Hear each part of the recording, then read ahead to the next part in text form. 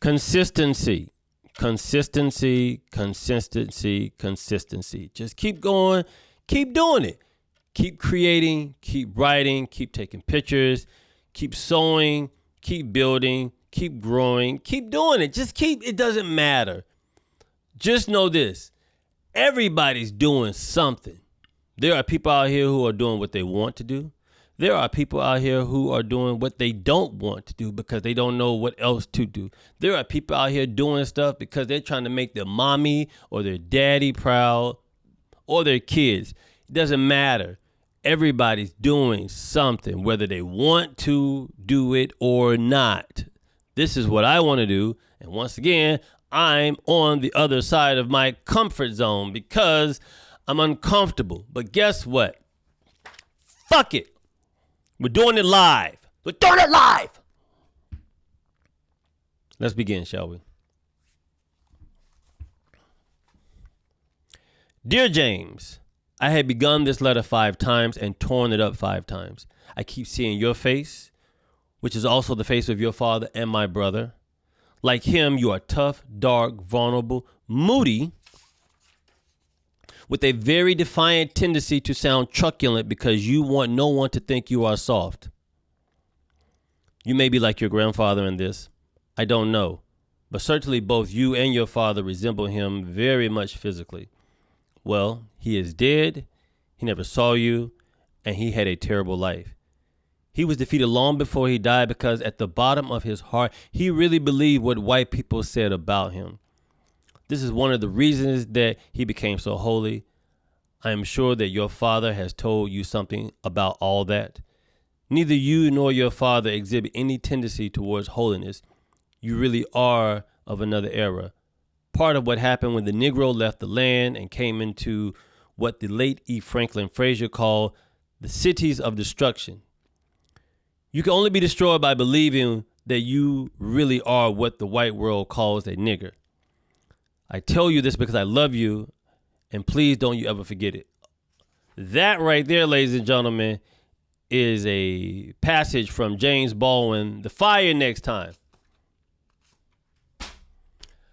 I'm reading that because you're listening to Just Killing Time. Moranzio Vance. Consistently inconsistent, but consistent about trying to be consistent since fucking the dawn of time, ladies and gentlemen. It just is what it is. I read that passage because I was born and raised in Charlotte, North Carolina.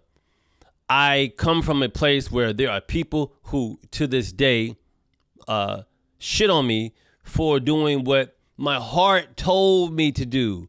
What my heart said, this is your calling, this is where you're supposed to go, this is where you're supposed to be. These are the things that you have to go through. It's my journey, it's my battle, it's my war, it's my quest. And I have people constantly fucking with me, making it impossible for me to do what I need to do, not supportive of what I do. I come from the South. This is my perception over my existence of 47 years. This is my experience. This is my perception. There's this malaise.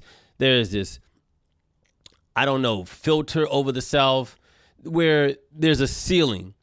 We don't want to upset anybody, but we don't want to be told what to do, but we want to be left alone, and we don't want to get in trouble. It's weird. It's like we're trying to say, I don't give a fuck about what people say, but I also don't want to upset the people, right? I come from people that believe that I come from people who believe you graduate from high school, you go to college, you get a job, you get married, you buy a house, you raise some kids, you send them off to college, they get married, they have kids, you become a grandparent, you fucking retire from that job that you was at for 35 fucking years, if you can retire. Buy yourself a Cadillac when you retire, because that's every black man's gift to himself is a fucking Cadillac, and you ride around the neighborhood in your Cadillac, and you give your grandkids money when they come over because you want to look like Negro Claus, right?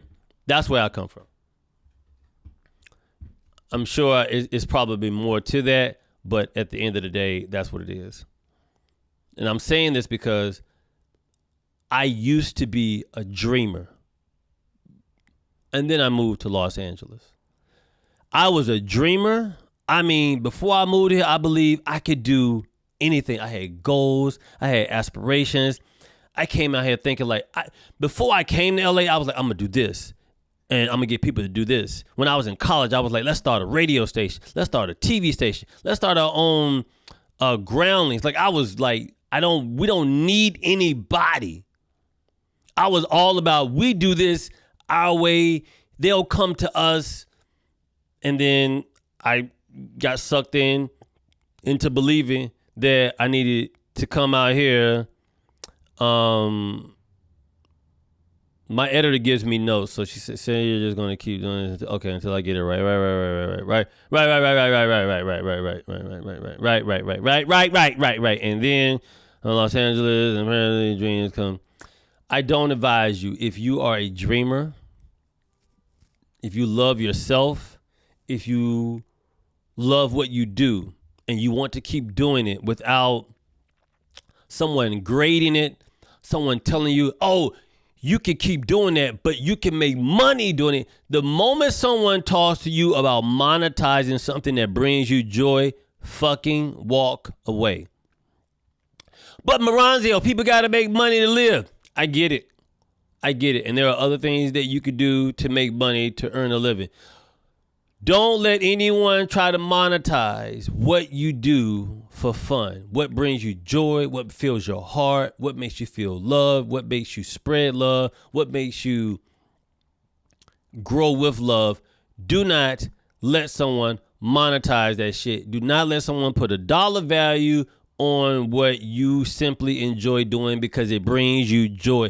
Because the moment they put a value on it, the moment they tell you this is how much you can make if you just fucking buckle down and do that, you're not going to want to do it anymore. And if you do continue to do it, you're not going to do it for long because trust me, you're not going to do it for long.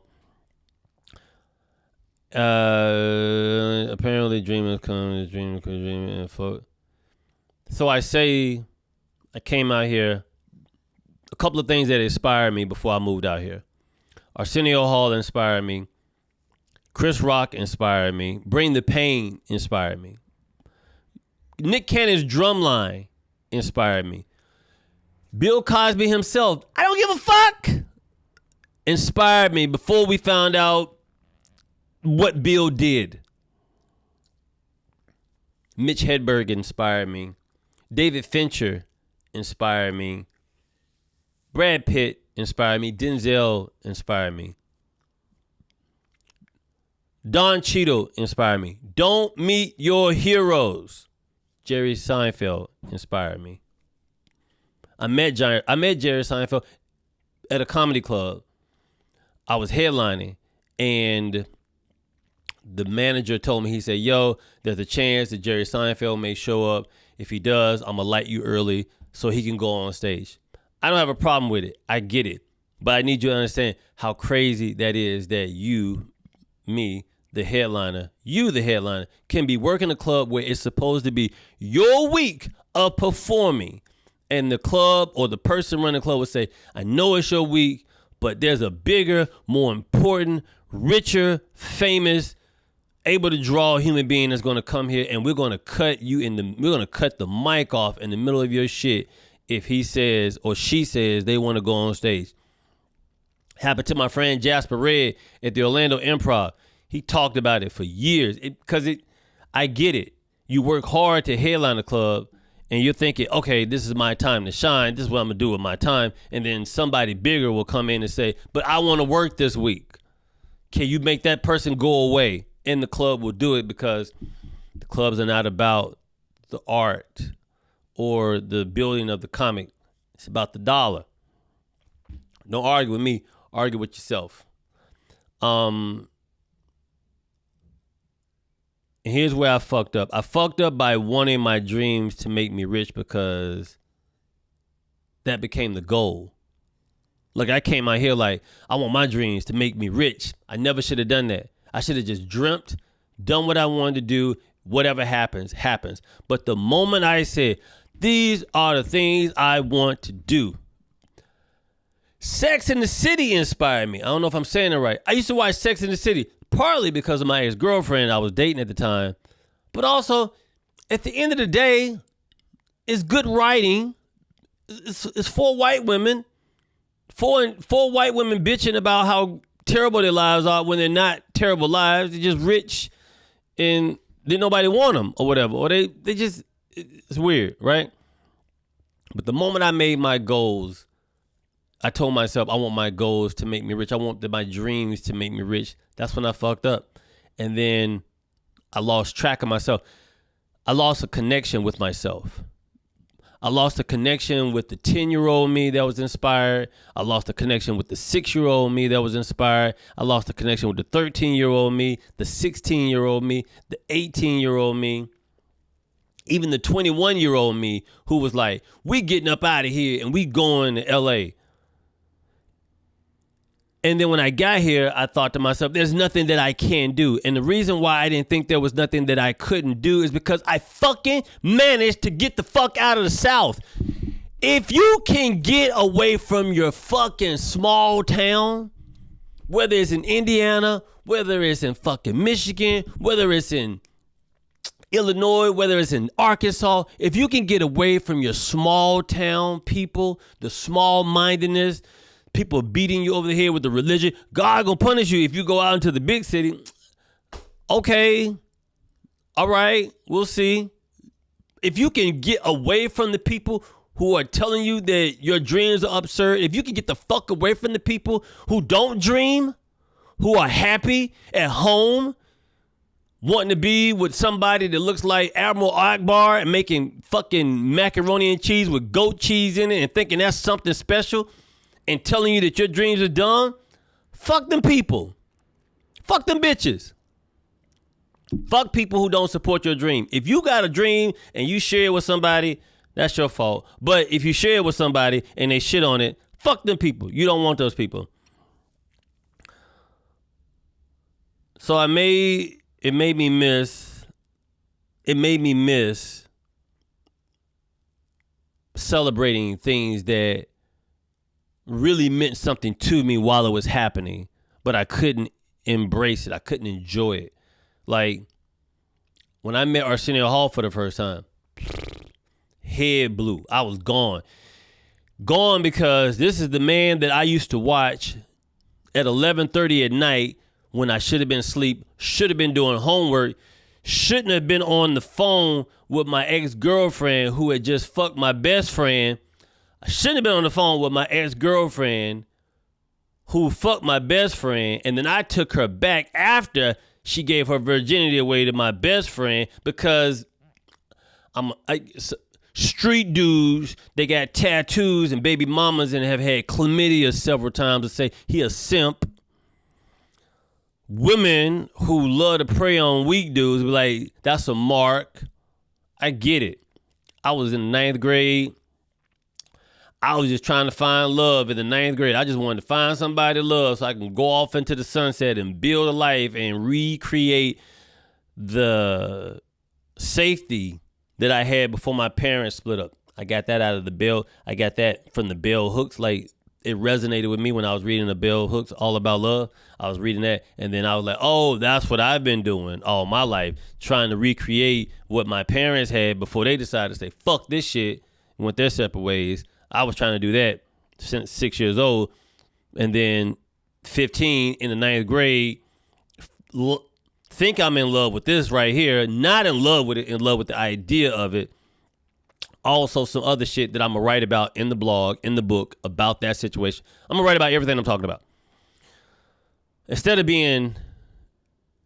that, I was watching Arsenio Hall. I'm watching this black dude come out on stage, got a box haircut like me. He got a suit on. He got a band. He got people in the audience. He got celebrities. He got Tribe Called Quest. He got Public Enemy. He got people you would never see on mainstream programming on his program. And it was funny. And I stayed up and I watched that shit. And I said, I'll just be tired in school tomorrow. Fuck it. When that happened, I should have been happier. I should have been like, that's a win for me. I should have been like, this is amazing. But I didn't. I was like, fuck.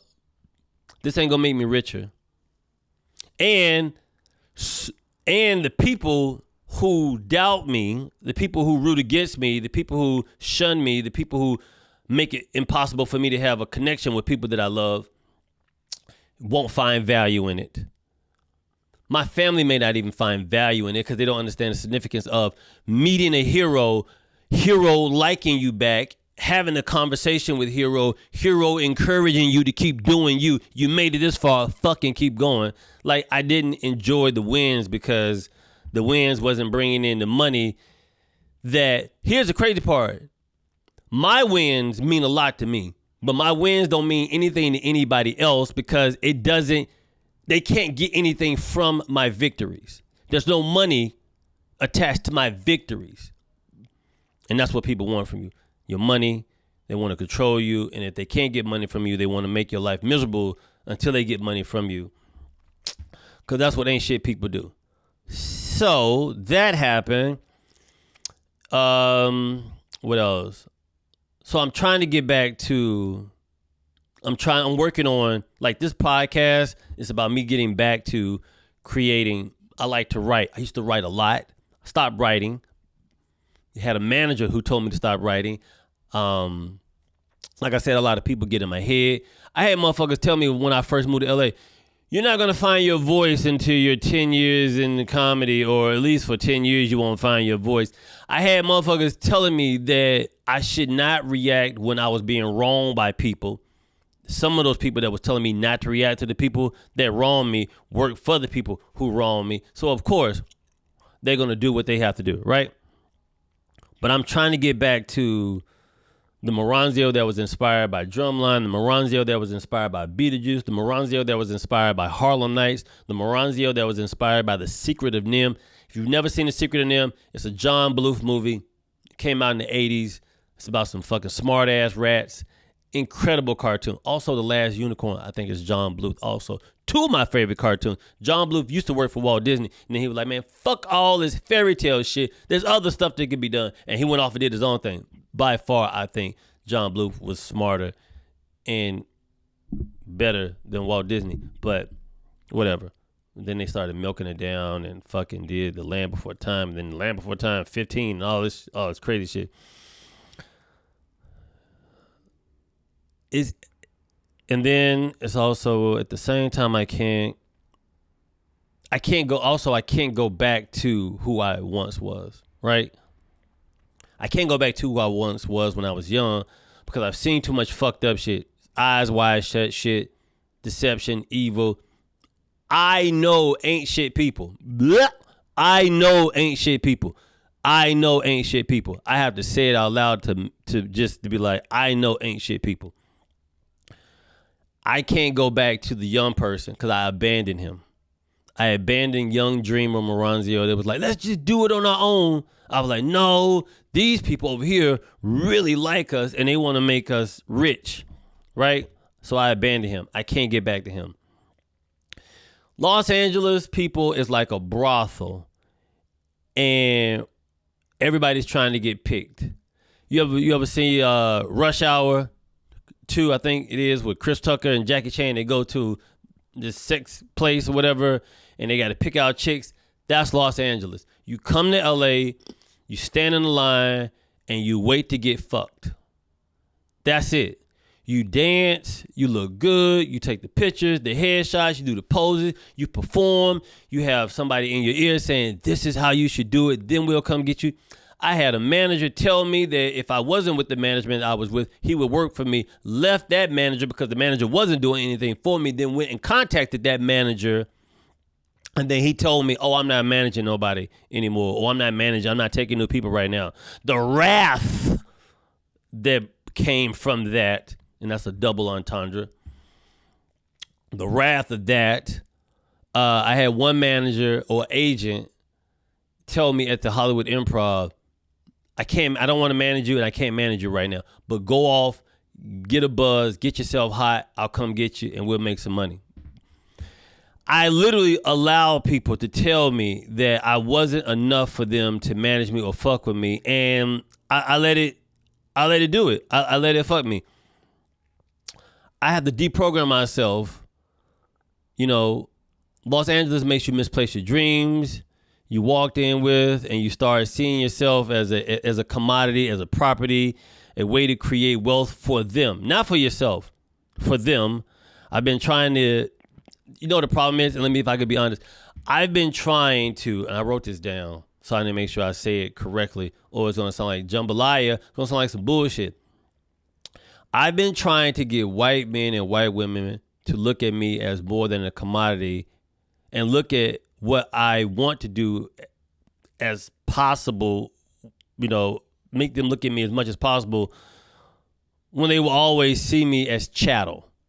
I think I flipped that, but I've been trying to get white men, white women, my manager, every manager I ever had, every agent I've ever had, every publicist I've ever had, everything I've ever had. I've been trying to get these people who for the longest time have only seen black people as one thing or a couple of other things, but not a whole lot, to see me as something else. One, and if they can't see it, they won't support it. Two, I'm trying to get people who really don't give a fuck about me to actually give a fuck about me. He don't know that he don't mean to be this way. I'm sure my manager don't give a fuck about me. He don't check on me. He don't call. He don't text. We don't have these conversations where we're like, we're going to sit down, we're going to figure this out, and we're going to get out here because I believe in you. That's not happening.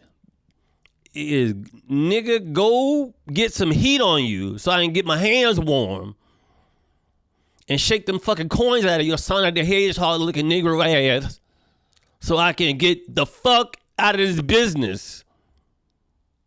That shit. I don't think he means to be that way, but that's what it is.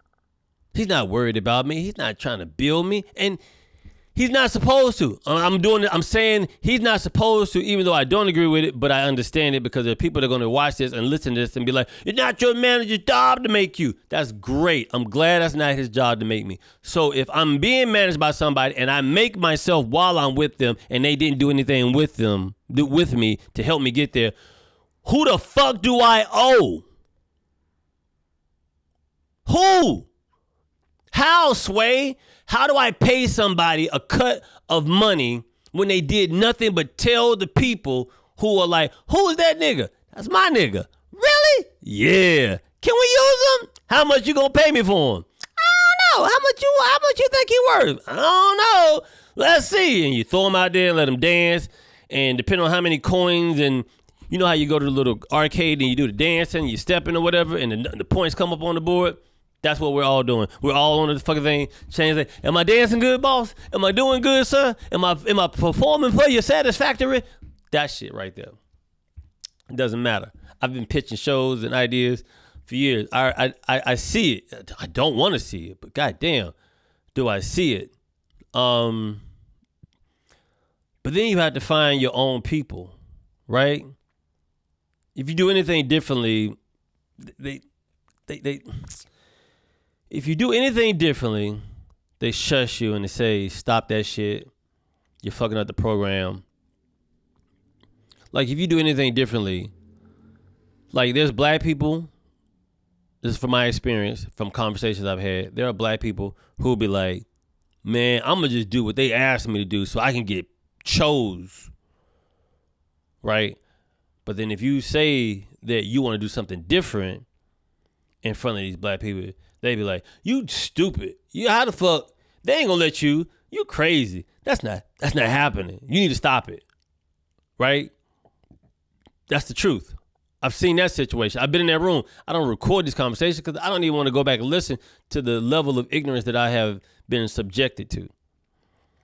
But at the end of the day, I was like, I'm gonna write books, I'm gonna shoot movies, I'm gonna shoot TV shows. And I'm saying this to anybody that is a creative, anybody that wants to act, anybody who wants to sing. Man, you don't have to, great at it, good at it, wonderful at it. It's subjective. If you want to earn money doing what you're doing, and you're going to let that determine whether or not you're good at something, or if you should do something, or if you can do something, that's your fault. I'm trying to find out what my hobbies are now. I'm trying to find out what I enjoy doing. I know I enjoy bowling. I enjoy photography. People have asked me to take photos of them, and I've been so hesitant about taking photos of people because I just want to enjoy photography without someone saying, that's not good, you shouldn't go to him, he's not a good photographer, and then I not want to do photography because some fucking numb rocket came out and said, oh, that's not good, let me do it, and then they making money off of it. A lot of it is me just having to not listen to people. But when you're young and you're on your own, and you're trying to figure it out, and you don't have a big brother, or you don't have somebody that you can go to talk to about the things that you're going through because you're afraid they'll use that information against you, because I've had that happen before. You're afraid to talk to people, and you're just out here on your own doing it. Especially me. I'm from North Carolina. Nobody in California is family. Nobody in California is family. So I'm trying to find out what my hobbies are like. I like playing Call of Duty. I play basketball every Sunday with my family at Run Day Service. 3 hours of basketball, full court, up and down. I'm Mr. 94 feet. I'm going to run until we stop playing. And then I do backflips at the end because I got a good back and I'm athletic and I'm flexible. I think I want to try yoga. I think I want to try Pilates. Anything to keep me in shape. Anything to keep me limber. I like hiking. I like camping. I like comic books. I collect comic books. I like rollerblading. I taught myself how to rollerblade because my son had a birthday party and he wanted to skate by himself, and I had never rollerbladed before, but I was like, fuck it. I did some Neo shit, downloaded visions of watching somebody roller skate, and I just started roller skating. And I've been roller skating ever since. He don't roller skate anymore, but I'm fucking roller skating. Roller skating, photography, basketball. I love to swim. I skydive. I went skydiving in March. That's going to be a thing for me until I can't do it anymore because either I'm too old or the chute did not open and I went, right? So I'm going to write about me losing myself, reconnecting with myself, what I went through in the middle of losing myself and how I'm trying to find myself again. I think a lot of people could do that. A lot of people need to do that. Hollywood's falling apart. People are striking. The game isn't the same anymore. Shit is falling apart. I live in Los Angeles where low income starts at $70,000. If you make $70,000 or lower, you are considered poor out this bitch. I live in Los Angeles, California, where if you make under $70,000, you are fucking poor. So I do understand why women are on OnlyFans, selling feet pics, washing dishes in swimsuits. I get it. You got to make that money. If you a guy and you out here putting lotion on your balls and not showing your face, I get it. You got to make that money. I'm not doing that bullshit, but I get it. I understand it. Wouldn't do that shit, but I fucking get it. Find yourself. Do what you enjoy. Anytime you are doing something that you don't want to do, that is your time being monopolized, being stolen from you, being taken from you, you being robbed of it. When you got to deal with shit like people making your life uncomfortable because they don't agree with your decisions on how you live your life, they're robbing you of your time. They're robbing you of your money. I got 50 people in my life that I'm trying to excommunicado out. Just get the fuck out my life and just do my own thing. Los Angeles is like Atlanta in The Walking Dead. Don't come to this bitch. It is dead here. It is fucking dead. You can't afford to live here. You can't afford to leave if you live here. You're stuck. If you live here, you want to leave, you can't afford to leave. If you live here, you can't afford to live here. Save your money, save your time. There's probably as many, because what's this generation now? You can't say the H word. It's probably as many unhoused people right now as there is housed people. I wish I was joking. I could take a camera and drive around this bitch and it will look like the ocean came over the state of California. And then when it went back into the water, it just left unhoused people for miles. There are people I have watched that live in the area where I live who have been homeless so long, I don't know if they remember a time when they had a home.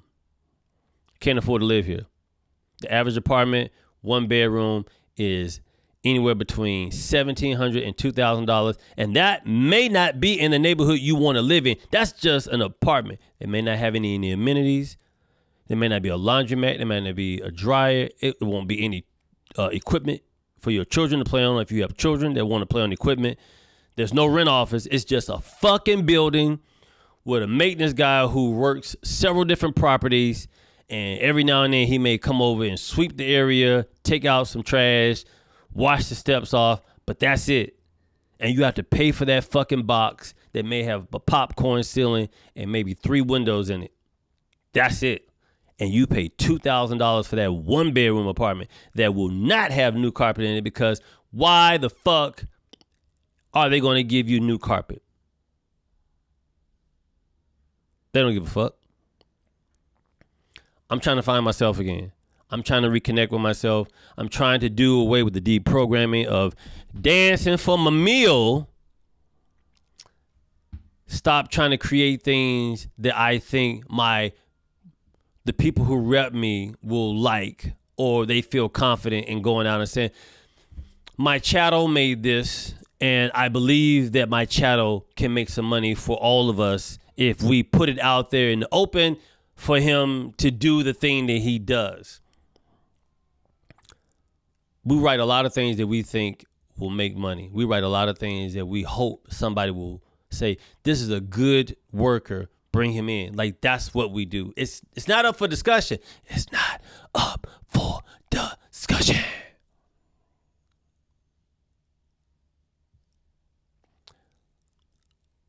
I have a blog called EAT, which stands for Emotionally Available Today.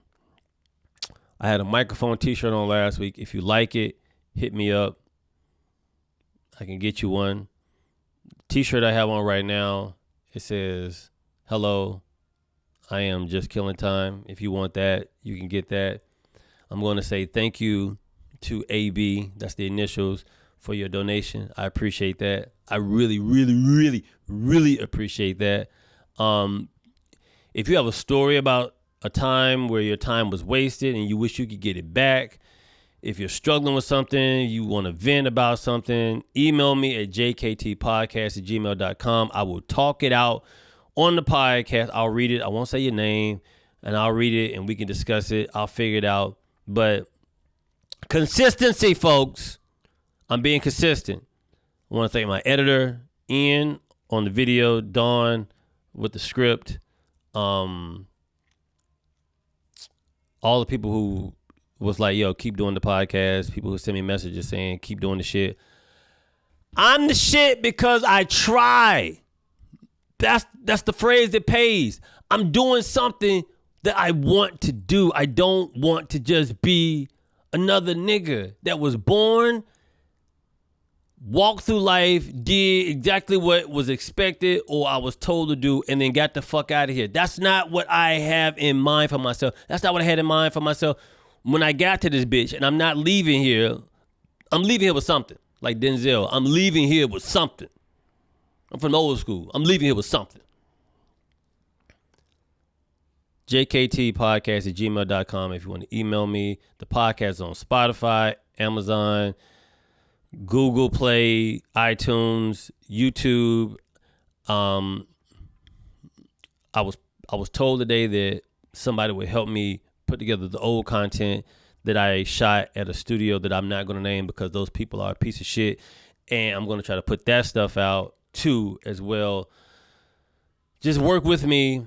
I'm on the other side of comfort.